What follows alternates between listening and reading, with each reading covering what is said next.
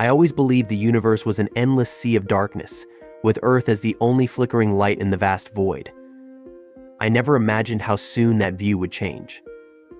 It all started with the signal strange, almost incomprehensible bursts of data that reached us from deep space, beyond the farthest reaches of our solar system. At first, it seemed like a cosmic anomaly, something that would be lost in the noise of the universe. But then a pattern emerged. These signals weren't random, they were deliberate. I remember the first time we decoded the signal. It wasn't like anything we had encountered before. The encryption was sophisticated, something beyond the capabilities of our own technology. Yet slowly, we began to unravel it. The messages were not chaotic transmissions of static but complex strings of data, conveying intent, knowledge, and even curiosity. It was a language unlike any we had ever studied, but it was clear this wasn't a message from another human civilization. It was from something else entirely. After months of analyzing the data, humanity received its first confirmation that we were not alone. The message had come from a distant galaxy, far beyond our reach, originating from a species that called themselves the Azraal. Their civilization, according to the decoded message, had existed for over 10,000 years, far older than our own. The message was not one of threat, nor was it an attempt at conquest. Instead, it was an invitation to learn. An invitation to explore the unknown, not just as an extension of science and technology, but as a means to better understand our own existence. The Azraal had been watching us for centuries, observing our progress, our struggles, and our patterns of behavior. But rather than making contact out of sheer curiosity or fear, they had waited. They waited for us to reach a point in our own development where we could begin to comprehend the lessons they were eager to share. It was humbling. Here we were, a species just beginning to understand the vastness of the universe, reaching out across the stars in our search for knowledge, only to realize that there were beings out there who had already mastered that very quest. And so, the journey began. I was part of a team selected to establish the first real contact with the Azraal. The process was slow and cautious, as we had no real frame of reference for communication with a civilization so advanced. Yet, with each message exchanged, a new layer of understanding unfolded. What struck me the most was how willing the Azraal were to share their knowledge. They weren't interested in simply showing us their technology or offering us their secrets. Their message was far more profound. They wanted to help us become better, to guide us toward the path they had taken. As our communication deepened, it became clear that the Azraal were not just beings of superior intellect and technology, they were a species shaped by centuries of philosophical evolution. They had lived through challenges we could only imagine and had emerged wiser, more compassionate, and more connected to the universe than we could ever hope to be in our short lifespan. Their message was one of unity, sustainability, and understanding, a far cry from the isolation and competition that had defined so much of our history. In those early exchanges, I began to realize that this wasn't just about learning from another species, it was about learning from ourselves.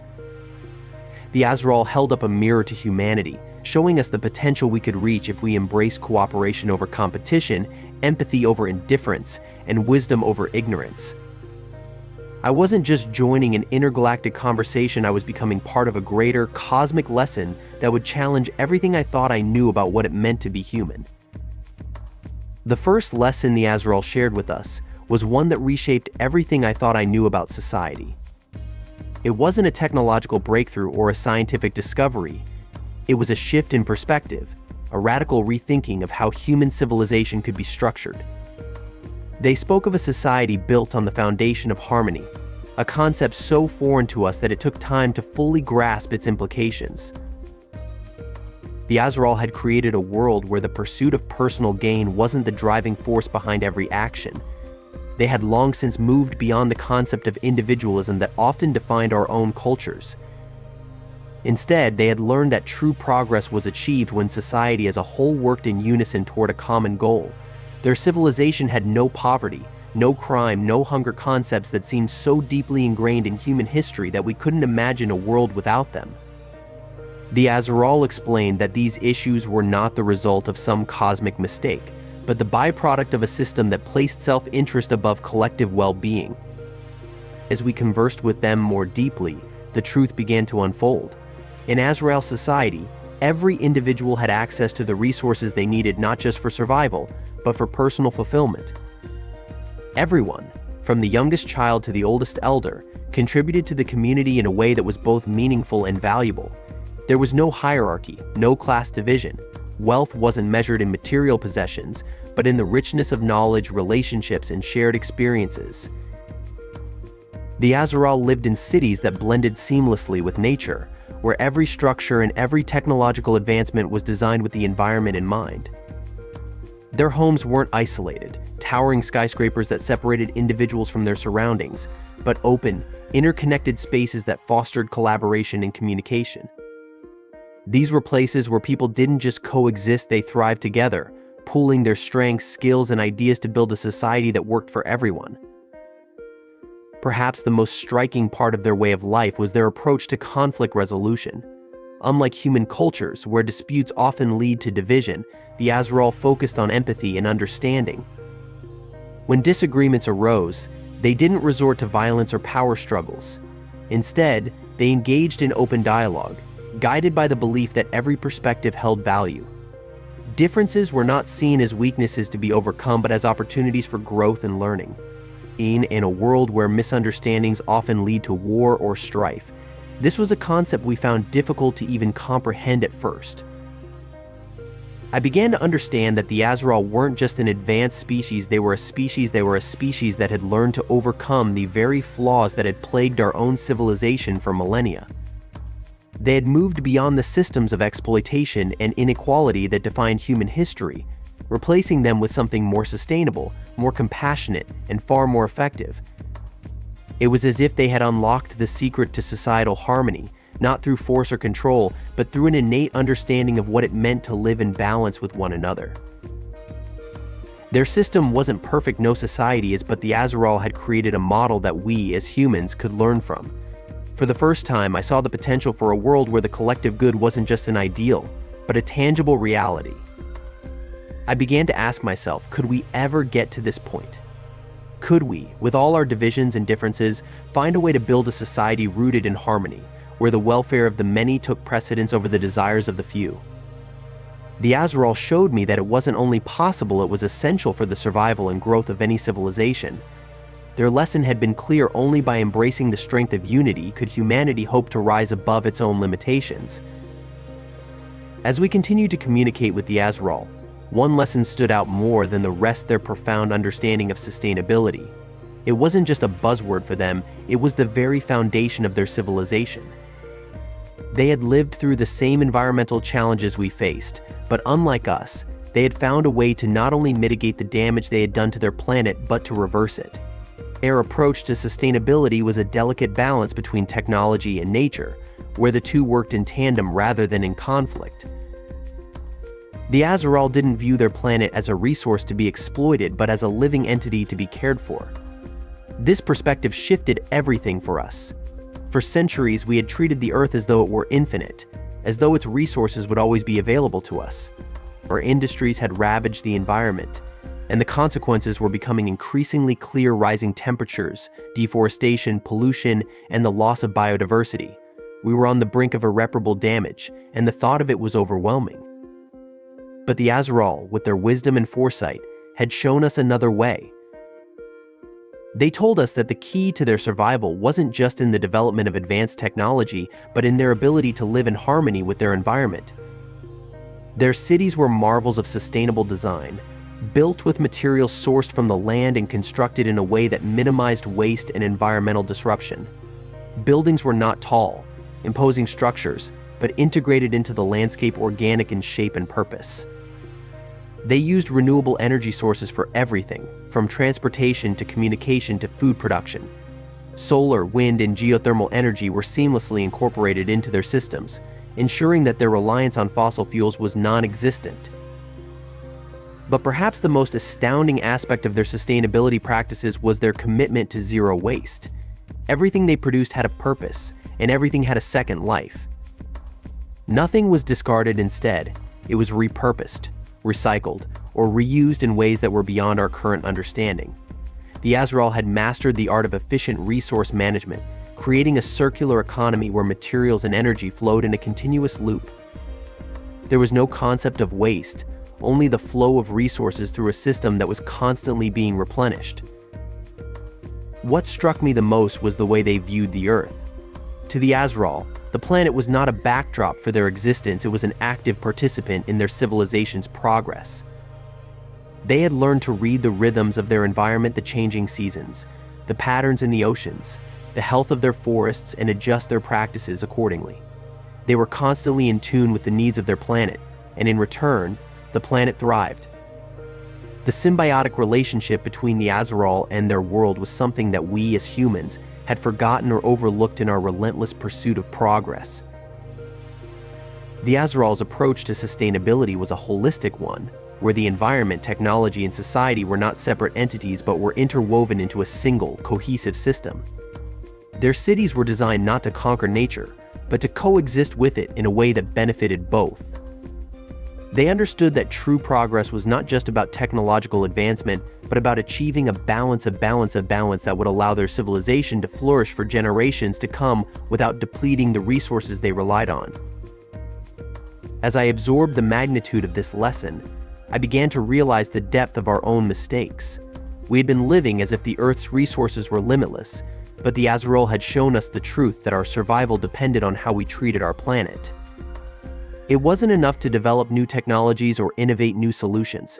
We needed to fundamentally change our relationship with the world around us. The Azraal had found a way to thrive, not in spite of their environment, but because of it. And it was this lesson in sustainability that would shape the future of humanity if we could only learn to follow their example. The more we learned from the Azraal, the more it became apparent that their civilization was built on a foundation of knowledge and understanding of the world that transcended simple data and facts. They revered knowledge, not as a commodity or tool for power, but as a shared resource meant to elevate the collective experience of their species. Their approach to education and wisdom was unlike anything we had ever imagined. It was not about accumulating knowledge for the sake of progress or success, but about ensuring that knowledge flowed freely, fostering growth, and nurturing a deeper understanding of existence itself. For the Azraal, the pursuit of knowledge was sacred. They had perfected the art of learning, not just through intellectual means but through experience, empathy, and connection. Education to them was a lifelong journey. It wasn't confined to formal institutions or rigid curriculums. Children from a young age were taught to question, to explore, to seek understanding in everything they encountered. Their education was less about memorizing facts and more about developing the tools to think critically, to perceive the world in its many layers, and to appreciate the complexity of life itself. One of the most striking differences between their system and ours was how knowledge was shared. In our world, information is often hoarded, either kept behind paywalls, locked away in private collections, or used as leverage for power. The Azraal, however, had made all their knowledge publicly accessible. Their libraries were not physical spaces filled with books, but vast, intergalactic data hubs where any individual, from anywhere, could access the entirety of Azraal knowledge. It wasn't just a repository of scientific discoveries or technological breakthroughs, it contained the history, art, and philosophy of their entire civilization, and it was all open for anyone to explore. Their belief in the democratization of knowledge was profound. In their eyes, knowledge was the greatest gift, and it should never be withheld. It wasn't seen as something to control or manipulate, but as a force that should flow freely to benefit all. This had led to a society that was constantly evolving, where new ideas and innovations emerged not from competition or corporate secrecy, but from the collective collaboration of minds united by a common purpose. The way they approached learning was radically different from how we viewed it on Earth. Instead of being measured by grades or achievements, knowledge was a tool for transformation. The Azraal didn't just focus on practical or technological knowledge, but on personal growth and development. They had studied the human condition, not just through observation but through deep, introspective reflection. They understood that to truly advance as a species, it was essential to understand one's own nature, our flaws, our potential, and the ways in which our emotions and thoughts shape the world around us. It became clear to me that the Azraal saw knowledge not as a destination, but as a process. It wasn't about acquiring facts to reach some endpoint, it was about fostering a continuous journey of exploration and self-improvement. They taught us that true wisdom wasn't just about intellectual achievement, it was about understanding the interconnectedness of all things, the way our actions, thoughts, and emotions ripple out into the world and affect everything we encounter. This perspective shifted the way I thought about education. I had always seen it as a way to gain power or status, a means to climb the ladder of success. But the Azraal showed me that the true purpose of learning was to contribute to the greater good, to help others, and to ensure that the knowledge we gain is used to uplift and connect, rather than divide and conquer. They taught me that we must approach learning with humility and curiosity, open to the idea that there is always more to discover, always more to understand, and always more to learn. And this, I realized, was the true key to our evolution, not just as a species, but as individuals within a greater whole.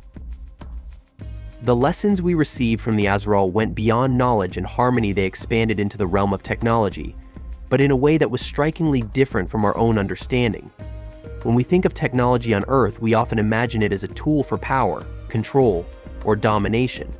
Our advancements are usually driven by competition or the desire to assert superiority over others. But the Azraal had a completely different philosophy. They used technology not to dominate or manipulate, but to enhance life, improve the well-being of all, and bring about peace. Their approach to technological development was rooted in the idea that true progress came not from power, but from using technology to foster understanding, empathy, and connection. When we first observed their technology, I was stunned by its sheer sophistication. They had perfected energy systems that harnessed the natural forces of the universe in ways that seemed almost magical to us. Their cities were powered entirely by renewable energy sources: solar, wind, geothermal, each one seamlessly integrated into their environments. They had transcended the need for fossil fuels, creating clean, sustainable energy that powered their entire civilization. Their transportation systems were similarly advanced, with vehicles that could travel vast distances in a fraction of the time it took us. But even more remarkable was the fact that their technology didn't come at the expense of their environment. It was designed to work in harmony with the planet, not extract from it. Perhaps the most striking aspect of Azraal technology was how they used it to eliminate conflict and ensure peace. While our own world had weaponized technology to wage war, the Azraal had taken a different approach. They had developed technologies capable of peaceful conflict resolution, using non-lethal methods to defuse potentially violent situations. Their defense systems weren't about causing harm, they were about protecting the innocent, de-escalating tension, and promoting understanding. Their philosophy was that no technology should ever be used to harm, only to protect, heal, and advance the greater good. They had eradicated the need for weapons of war, using their immense technological capabilities instead to foster cooperation and global unity. This approach was a far cry from the world we knew. On Earth, technological progress had often been driven by the fear of others, by the desire to create more powerful weapons, to gain an upper hand in warfare, or to control resources. But the Azraal had long ago abandoned the pursuit of technological supremacy. Their advancements weren't driven by conquest, but by the understanding that technology was a tool for improvement of their own lives, their societies, and the broader universe. One of the most profound lessons they shared with us was the idea that technology must always serve a higher purpose. It wasn't about the creation of ever more powerful machines or gadgets, it was about creating solutions that enhanced life for all. They had, for example, developed systems to purify water, clean the air, and heal the sick, technologies that didn't just benefit the elite but were accessible to everyone in their society. In their world, the primary goal of technological innovation was not to generate profit or gain power, but to lift others, to build systems that could sustain life and ensure that everyone, not just the few, had access to the benefits of progress. Their society had long since abandoned the idea of intellectual property or technological monopolies. Knowledge and technology were shared freely, ensuring that no one was left behind and that innovation wasn't stifled by the greed or control of a select group. It was this philosophy that allowed them to reach unimaginable heights because their focus wasn't on ownership, but on accessibility and advancement for all.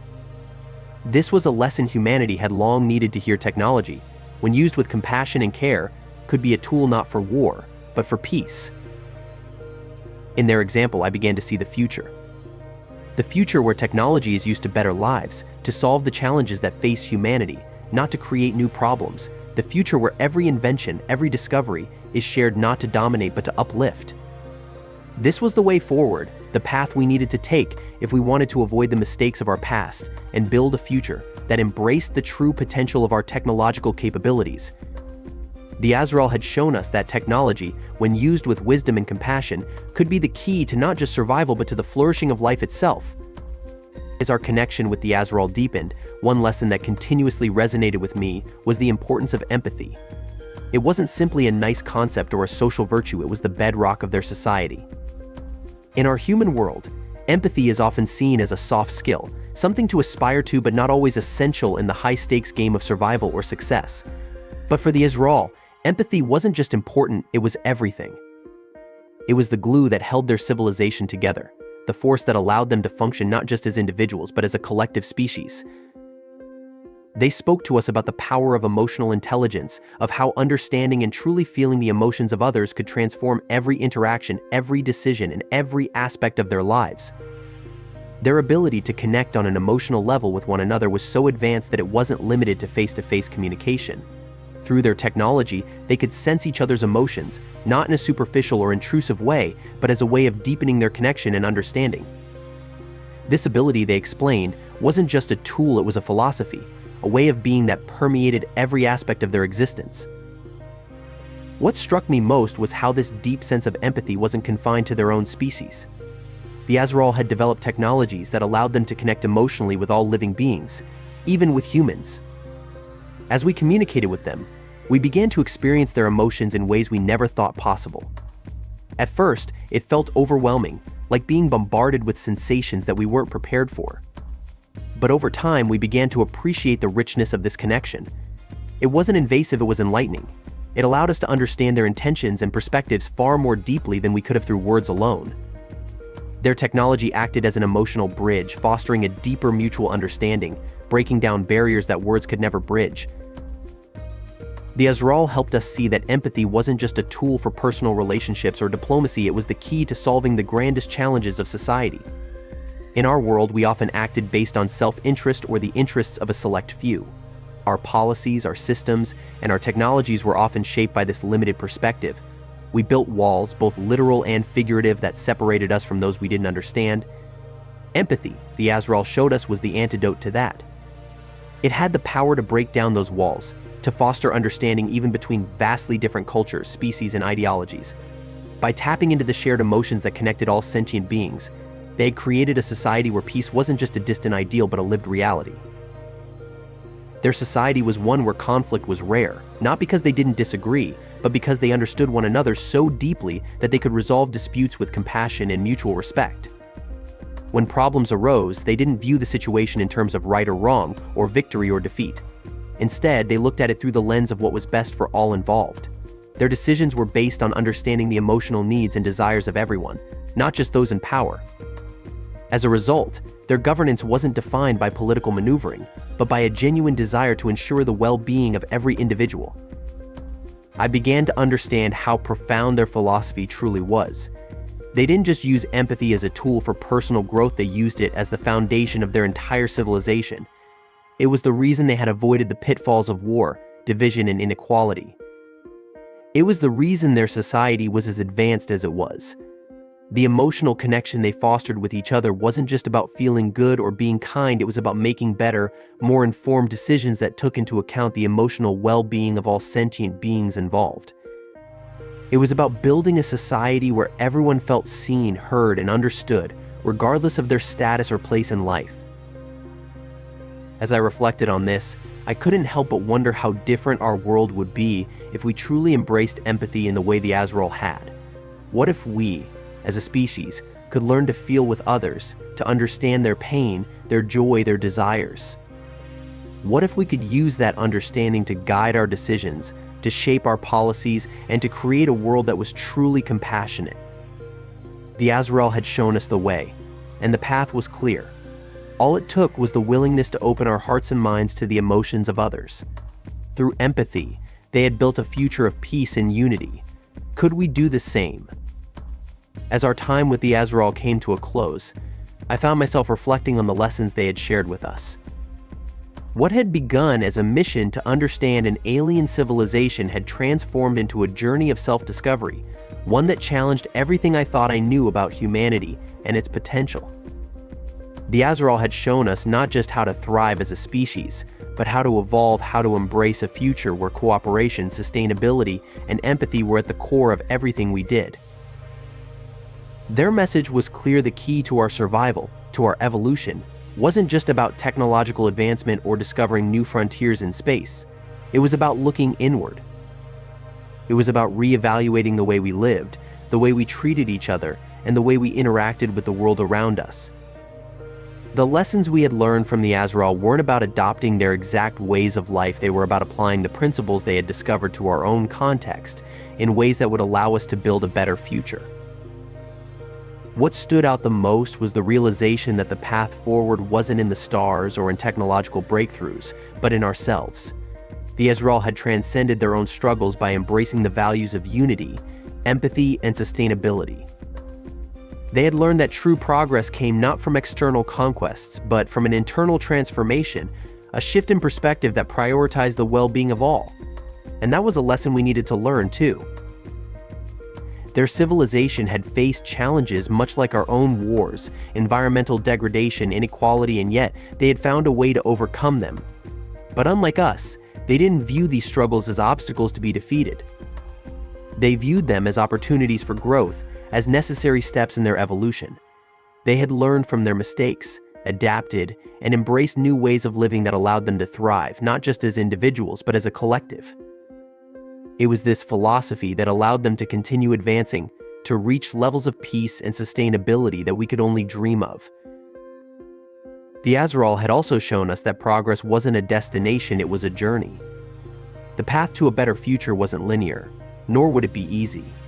But it was a path worth walking, and we had already taken the first steps. The very fact that we had made contact with another civilization, that we had learned from them, showed that we were capable of growth, of evolution. The potential for change was within us, and the Azraal had given us the tools to unlock it. I thought back to the lessons they had shared about the importance of knowledge, of harmony, of empathy, and I realized that these were not just abstract ideas. They were practical principles that could guide us in our everyday lives. It was easy to get caught up in the complexity of global issues, to feel as if the problems we faced were insurmountable. But the Azraal had shown us that the key to solving these problems lay not in grand gestures, but in the small, everyday actions we took as individuals. Each act of kindness, each decision to prioritize the collective good over personal gain, each effort to live sustainably, it all mattered. As our final communication with the Azraal drew to a close, I felt a deep sense of gratitude and awe. They had opened our eyes to what was possible, not just in the distant future, but right here, right now. We didn't need to wait for some distant moment of salvation. The power to change was already within us. It was a humbling realization, but it was also empowering. We stood at the threshold of a new era, one where the lessons of the Azraal could guide us toward a future defined not by division, but by unity, not by exploitation, but by sustainability, not by fear, but by empathy. We had been shown the path. Now it was up to us to walk it. The Azraal had given us their wisdom, their insights, and their hope. The rest, I realized, was in our hands. The question was no longer whether we could change, but whether we would. As I conclude this story, I humbly ask for your support in sharing the message of these cosmic lessons. If you've enjoyed this journey into the unknown and believe in the power of science fiction and future informative stories, please consider subscribing to HFY Genesis. Your support will allow me to continue creating content that inspires, informs, and challenges the boundaries of our imagination. I promise to work hard, striving for a future where we can explore new worlds together through the lens of science fiction and with the wisdom we've learned from both the stars and each other. Thank you for being a part of this journey.